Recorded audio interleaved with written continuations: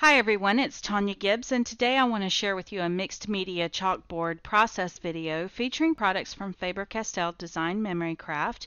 This is part of my summer 2014 guest design team projects. We're going to be using the gelatos today in the black licorice, chocolate, white, aqua dolce, cotton candy, pistachio, green tea, red cherry, bubble gum, and guava. We're also going to be using textural accents in the gel medium, whipped spackle, glass bead gel, and the chalkboard paint. And we're going to use the PITT pastel pencils in the green, pink, and white for the chalkboard, as well as a dot dauber. So to start with, I'm using the Ranger watercolor paper on the smooth side, and I've added some of the Aqua Dolce cotton candy, and I've blended it in with a baby wipe.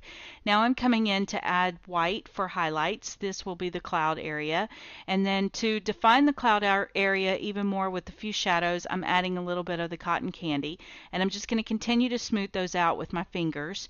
Now it's time to start building out my blossom. And if you're not sure with how to draw any of these flowers, I recommend scouring the internet and look at photographs of flowers. Pay attention to the shapes of the petals in different perspectives. Also pay attention to the colors, the shadows. Shadows tend to be a lot darker in the hidden areas or the further back areas. So just pay attention to those things. That's kind of what I did. I want to give a little bit of a disclaimer here and say that I am not a professional watercolor illustrator. I'm just going to share with you a few tips that I've learned along the way and what I like to do whenever I'm drawing out flowers. So I hope it helps some of the novices out there. So to start with, I've taken my guava gelato and I've just drawn out my petal shapes, and then I've come back after I've smeared a little paint on. I've come back and added a little bit of the bubble gum, which is the hot pink color, and I've helped to define some of those shadowed areas.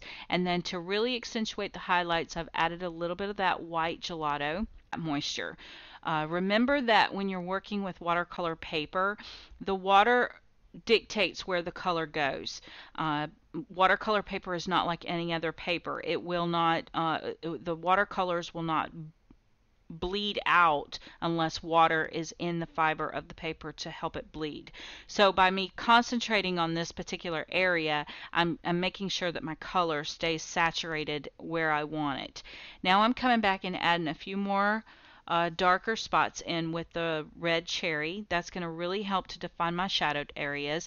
Remember that whenever the object is facing the sun, if the shadows will be the darkest right next to the highlight at the bottom, but at the top or in the background, at the top is going to be your highlight area, is going to be very high up, and then your darkest area is going to be towards the bottom. So you really want to pay attention to where shadows fall and land, because that's what gives your eye a visual reference of what you're trying to get it to comprehend.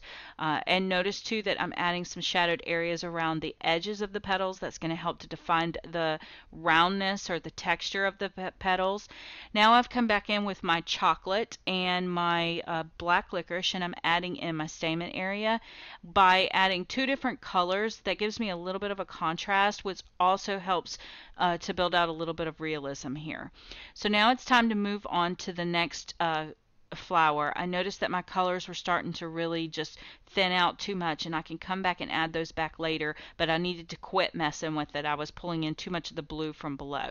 So I'm going to allow that gelato to just kind of cure and set for just a few minutes while I build out my second flower.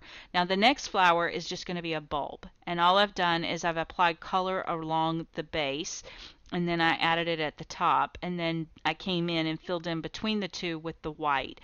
Always starting out with your lightest colors first and then adding your darker colors, and you do want to make sure that you maintain a very small amount of the darker color on the piece because it is harder to blend out that color. So once again, my shadows are towards the inside, so I've added a little bit more of that bubble gum, and then I'm blending it out with a paintbrush. And as I blend it out with that paintbrush, it becomes lighter. So I want to be very careful here that I maintain the integrity of the flower. Now I'm building out another petal to come down towards the bottom with, and I'm dictating that that is a petal by adding that little bit of white. It shows that the petal is kind of rolled over and touching the sun a little bit. And then you'll see me come back and add a little bit of a shadow just behind that white. Again, my shadow is going to be my darkest right up to my highlight if it's a tight bulb. Now I've placed some of that bubble gum gelato off to the side on my palette, and I've moistened it with some water so I can pick up just a very small amount with my paintbrush. And then when I need it to be super concentrated, I am adding the color directly to the palette. So I'm just going to continue mixing between the guava and the bubble gum and the white until I reach the look that I'm after. And again, just paying really close attention to where my shadows are. And you can see as I start adding the shadows, that's when the flower really starts to begin to have a shape. Now it's time to work on that flower that's going to be in the bottom left hand corner. I really want this to be a very tight bulb. So I'm drawing out a little blob of the guava, and then now it's time to define the shape of the petals, and I decided to have two petals here. So I've added a little bit of the red cherry right there in the center, and then I blended it out with the paintbrush, and then I'm adding my highlights towards the top, and then notice that I'm picking up a little bit of that bubble gum off the palette to create the background petal. And I'm being very careful here not to make this too big because I really want this to be a very tight bulb. So notice that I'm adding just the smallest amount of the red cherry there in the center, and then I'm using the white to sort of blend it out and keep the petal shape integrity. Now I've decided now's when it's time to go back to that center flower and add just a little bit more color and pulling in those highlights down onto that center part of that flower and just kind of removing some of that blue. Now I've decided that I really do not care for the way that that flower at the top looks. I wanted to add a few more shadows to it, so I've grabbed the red cherry to do that, and it's time to add my stamens back in there. Again, I'm using the chocolate and the black licorice in combination there, and I did not put a lot in that top flower because again, I want it to feel like it's really tight, and I think you need to really pay attention to perspective when you're doing stuff like this. I'm trying to make that little foreground petal there on the center work, and it's just not working for me. So I've decided to grab my baby wipe and remove it. This is how simple it is to remove these gelatos. I just grab a baby wipe and go to town. Now I'm adding some of that Aqua Dolce down at the bottom of it, and that's going to make it look more like the sky. And then I'm going to add just a spot of that cotton candy there underneath the Aqua Dolce. Since the petal is reaching to the sky, the shadows are going to be kind of dark at the base of the flower. So by adding that little bit of that blue there at the base of each one of these flowers, you really don't notice that the petal was removed. And especially when I start to add the stems, as I'm doing here, I've grabbed the pistachio gelato and just drawn out some stems. You really don't notice that the petal was even there to begin with. And again, just taking my wet, moistened paintbrush and smoothing out that gelato just to remove some of the cakiness of the gelato that's left there. Now I'm just going to grab out my white and add a few more highlights to the flowers, and then I've decided that there needs to be another flower right here in this empty space. It just seemed a little too naked to me. So once again, just repeating the same pattern that I did with the flower on the left. It's just facing, this time it's going to be facing to the left. And again, just repeating the same process with the same colors over again. The guava, starting out with the guava, adding a little bit of the bubble gum, and then the white, and then the red cherry, and then just smoothing it all out with my paintbrush, and then using the red cherry to come back and add just a few more areas of definition to the petals, and just continue to work it with the white and the wet paintbrush. That's all I can. That's the only advice I can give you. It really, I firmly believe that the shadows and the highlights are what dictate that this is a flower shape. And then I came back and added the stem once again. I love that all of these flowers are facing in a different perspective because it gives a lot of interest to it. Now I've come back with a little bit of that cotton candy and just adding a few more shadows, and this time I'm blending them out with my paintbrush. That's just going to kind of help to darken up those areas and show that there is a difference in the lighting between what's at the top and what's at the bottom. So now I've decided I need just a few more cloud definitions at the top, so I'm going to add a few little spots of the white and grabbing that Aqua Dolce and just adding a few shadows inside the clouds. I think that really makes them look a little more realistic. Blending that out with my finger. By blending it with my finger, I'm maintaining the vibrancy of the gelato. When I blend it with a baby wipe, it really gets a little bit more translucent. So now I'm coming back with a little bit more of the black licorice just to add a little more depth to the stamen area. Now once I'm happy, I'm going to take the whipped spackle, a little bit of the green tea, and a little bit of the pistachio. I'm breaking it off there. I'm going to moisten it with a little bit of water, and then I'm going to just work that out till it's a cream. I'm just going to keep pressing it with my palette knife and making like a cream of color out of it, and getting all those little chunks of pigment mixed in. Then I'm going to take my whipped spackle and mix that in as well. This piece is, since it's going to be seen dimensionally, I really wanted my flowers to have a little bit of depth to them as well. So that's why I went ahead and added the whipped spackle, and I'm using my palette knife to add that to the stems, and that's going to give some texture to my stems, and it's going to really help my flowers to stand up and take notice on my canvas. And when you see this in person, you just want to touch it.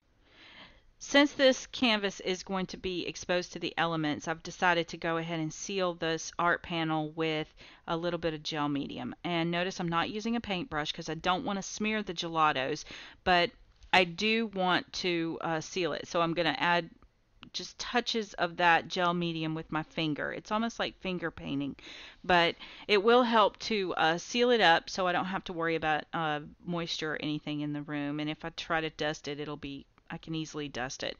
So now I'm using the Raise Stencil from Tim Holtz, and I'm adding a little bit of the glass bead gel. Notice that the glass bead gel goes on white, but it does dry completely clear. You'll just see the glitter in it, and it'll have the texture. This is going to give just a little bit more texture to my background of my flowers and make it appear as if the sun is just touching the tops of my flowers. So now let's talk about the chalkboard. I'm using a 9x12 canvas board, and I'm painting a generous amount of the chalkboard paint onto the canvas board. I'm going to apply 3 layers, letting this dry between each layer, and then I'm going to set it aside and let it dry overnight. And you do want to add as much of the chalkboard paint as you can. So I'm going to set that aside. Now to cure the chalkboard so it really looks like chalkboard, I've put a little bit of baby powder onto the board and just worked it in with a paper napkin. Now I am going to freehand the word bloom down at the bottom because it is the biggest word that I have to include on my chalkboard, and I'm using the PITT Pastel pencils to do the chalkboard, and I have already written out what I want to do on a piece of notebook paper. Now if you're not comfortable with lettering and things like that, I highly recommend practicing on a piece of paper before you begin so you have an idea of what you want it to look like. And I also recommend that you can use fonts on your computer as a reference. Chalkboards have a lot more interest if you use multiple types of fonts. So play around with your computer, come up with the design, and then figure out, what letters need to be the most prominent and which letters need to, be more in the background. Obviously, small words like N will be in the background, or is, or it. And is another one, but and, don't forget, you can use an ampersand to create the word and. And I'm just freehanding this. You guys can see me doing it. And the nice thing about this chalkboard paint is if you don't like it, then all you have to do is take a baby wipe and wipe it away. And if for some reason you happen to wipe a little bit of the chalkboard off, then go ahead and paint it back on. It's no big deal. So I'm just freehanding this, like I said, figuring out placement. Notice that I had drawn a box to preserve where my flowers were going to go, because they will be adhered to this. And I will say this in hindsight, looking back, if I were to do this again, I would not use the canvas artboards because they have way too much texture. It doesn't matter, you don't see it in the video, but up close you can really see the texture, and I would prefer a more smooth surface. You could use clipboarding, which I think you can buy at a local hardware store, and you could even paint directly onto the glass that comes with the frame that you've chosen. Just paint this chalkboard paint directly onto that glass. Now I'm coming back with the pink pastel pencil, and I'm going to add a little bit of shadow around some of my letters, and I'm also thickening up some of my lines with the white. Continue to add a little bit of depth to these, and if you're not confident with where the letters should be thicker, then I recommend again going to your computer and paying attention to lettering within your font families. And again, the pastel pencils rather than the chalk, the reason I use those is they do have a chalky finish to them, so they still maintain that look of chalk, but I have a little bit more control and a finer tip. And these are a little more permanent than chalk would be. Chalk would just rub right off. So I do like the look of the pastels versus ink. I could have used ink or I could have written on it, but this in real life looks just like chalk, and that's what the look I was after. And also one thing you want to keep in mind though when you're working with the pastels too is that when you're drawing, you want to make sure you're elevating your hand and not rubbing it across where you've drawn, because it will smear or erase the surface. But it just takes a little bit of practice, and I think you'd be happy with anything that you've created. And the cool thing about this is that it has my handwriting on it. So if I do give this as a gift, which it would make a great gift for someone, they have a piece of who I am included into this piece. It's, like I said, with my handwriting. So it's super fun, very relaxing. I spent the afternoon just really, playing around with this, and I really enjoyed the look of it when it was finished. I even got a couple of wows from my family members, so I was very excited about that. Another tip for you is to invest in a T-square ruler, because as you saw, it helped me to define the areas where I wanted my letters to start and stop. It also helps to keep some consistency between your lettering. You want all of your small letters to start and stop on the same plane, so by using that T-square, it helps to keep everything lined up right. So I think it also adds a little bit of interest to your chalkboards to include some fonts that have serifs on them, which are those little feet that you see at the bottom of the Y or the top of the Y, and also to have multiple types of fonts. So you'll have some that are serif, some that are sans serif. Sans serif meaning the feet are not on the font, and then also include some cursives. But I think if you're going to find a quote or something, figure out which letters you want to be the boldest, draw those first, and then fill in around them. So you'll notice not everything is the same shape, not everything has the same dimensions, and that really adds a lot of interest to your chalkboards. So once again, I'm just filling in some of those areas, making them a little fatter, a little more interest, adding some more of that pink until I'm really happy with the way that this looks. And I really love the way this turned out. But I noticed that there was a little bit of smearing going on, so I'm going to use that dabber, that dot dabber, and just use it as an eraser and just erase up some of those areas, and it's going to help to clean up some of that messy chalk area over on the right hand side where my hand had accidentally smeared some of that chalk out. So here I am. I'm going to go ahead and do something over on this side. I wasn't really sure what I wanted to do, so I just started freestyling a few flowers since I had flowers at the top. See how you can take the baby wipe and wipe that away. And it does smear a little bit, but that's what a chalkboard looks like, and I think it just adds a little bit of realism to your chalkboard. And once I finish filling in these flowers with the pink, you really don't notice it that much. So again, I'm just filling those in with that pink, and then I'm going to take the green and draw out a few leaves. This is all freestyle. And then to define the shape of the flower a little more, I'm going to come back with my white PITT pastel pencil, and I'm going to color in the centers, and I'm also going to trace around all of the colors that are on the chalkboard. The white just kind of helps to make everything just sort of stand out a little bit and take a little bit of notice. And then I decided I needed a few little swirls, and this is where I got carried away because I never can really just stop. Uh, I always have to just keep adding to it, and I really should have stopped at this point. I feel like I should have anyway, but I went on up around the edge because I was having so much fun. I was all relaxed and, just having a really good time, and I think that's what this is really about too, is just letting everything just happen and let the art bloom, because that's really what has happened here is it's bloomed. So now I've come back with my art panel. It's all nice and dry. Now that my art panel is complete, I'm going to take the gel medium and seal up my chalkboard, again, because it's going to be in the elements. And I will admit that it did dull the pastels just a little bit, but that's okay because it's chalkboard and that's what I wanted it to look like. So I'm taking my